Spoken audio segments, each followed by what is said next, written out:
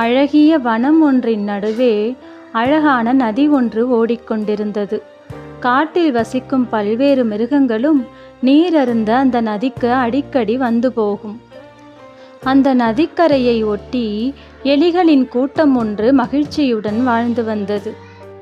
ஒரு நாள் யானைகளின் கூட்டம் ஒன்று அந்த நதிக்கு தண்ணீர் அருந்த வந்தது.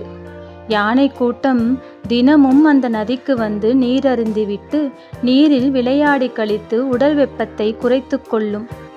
இவ்வாறு யானை கூட்டம் வந்து நீர் அருந்திவிட்டு திரும்பிச் செல்கையில் சின்னஞ்சிறு எலிகள் பல யானைகளின் வலுவான கால்களின் கீழே நசுங்கி உயிரிழக்க ஆரம்பித்தன.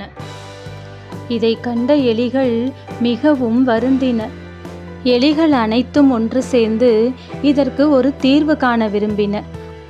எலிகள் அனைத்தும் சேர்ந்து யானைகளின் தலைவனை சந்திக்கச் சென்றன. யானையின் தலைவனை பார்த்து, யானையாரே, உங்களுடைய கால்களின் கீழே நசுங்கி எங்கள் இனத்தவர் பலர் தினமும் உயிரிழக்கின்றனர். தயவு செய்து நீங்கள் நதிக்கு செல்லும் பாதையை மாற்றிக்கொள்ள முடியுமா? இல்லையென்றால் நாளடைவில் எங்கள் இனமே முழுவதும் அழிந்துவிடும் நிலைக்கு நாங்கள் தள்ளப்படுவோம். எங்கள் கோரிக்கையை ஏற்று எங்கள் இனத்தை பேரழிவிலிருந்து நீங்கள் காத்து நின்றால் சமயம் வரும்போது நாங்களும் உங்களுக்கு பதில் உதவி செய்ய முடியும் என்றது. எலிகளின் வேண்டுகோளை கேட்ட யானை தலைவன் ஏளனமாக சிரித்தது.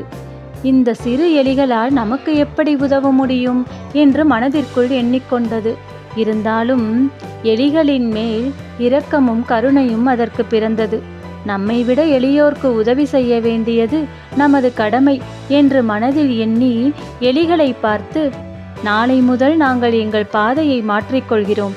நீங்கள் உங்கள் இடத்தில் நிம்மதியாக வசிக்கலாம் என்று கூறிவிட்டு சென்றது. எலிகள் யானைகளை நன்றியுணர்வுடன் பார்த்து வணங்கிவிட்டு அங்கிருந்து நகர்ந்து சென்றன. அடுத்த நாள் முதல் யானைகள் எலிகளுக்கு கொடுத்த வாக்குப்படி வேறு வழியில் நதியில் நீர் அருந்தவும் விளையாடவும் சென்றன. எலிகளும் தங்களது இருப்பிடத்தில் சுதந்திரமாக மகிழ்ச்சியாக விளையாடித்திருந்தன.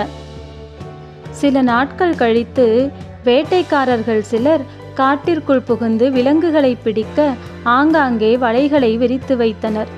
யானைகளின் தலைவனும் வேறு சில யானைகளும் வலைகளில் சிக்கிக்கொண்டனர். சில குட்டி யானைகள் வலையிலிருந்து வெளியே வர முடியாததால் பயந்து அழ ஆரம்பித்தன. அப்போது அங்கிருந்த வயதான யானை ஒன்று யானைகளின் தலைவனுக்கு எலிகள் உதவுவதாக அளித்த வாக்குறுதியை நினைவுபடுத்தியது. வலையில் மாட்டாமல் வெளியே இருந்த யானை ஒன்றை அழைத்து எலிகளிடம் அனுப்பியது யானைகளின் தலைவன். எலிகளை உதவிக்கு அழைத்து வரச் சொல்லி யானை தலைவன் அனுப்பிய செய்தியை கேட்டு பதறிக்கொண்டு பல எலிகள் விரைந்து வந்தன. எலிகள் அனைத்தும் ஒன்று சேர்ந்து தங்களது கூரிய பற்களால் வலைகளை கடித்து யானைகளை வலைகளிலிருந்து விடுவித்தன. யானைகள் அனைத்தும் எலிகளுக்கு நன்றி கூறி விடை பெற்றன. யானைகளின் தலைவன் தான் எலிகளின் உருவத்தை ஒப்பிட்டு பார்த்து ஏளனமாக சிரித்ததை நினைத்து வெட்கப்பட்டது.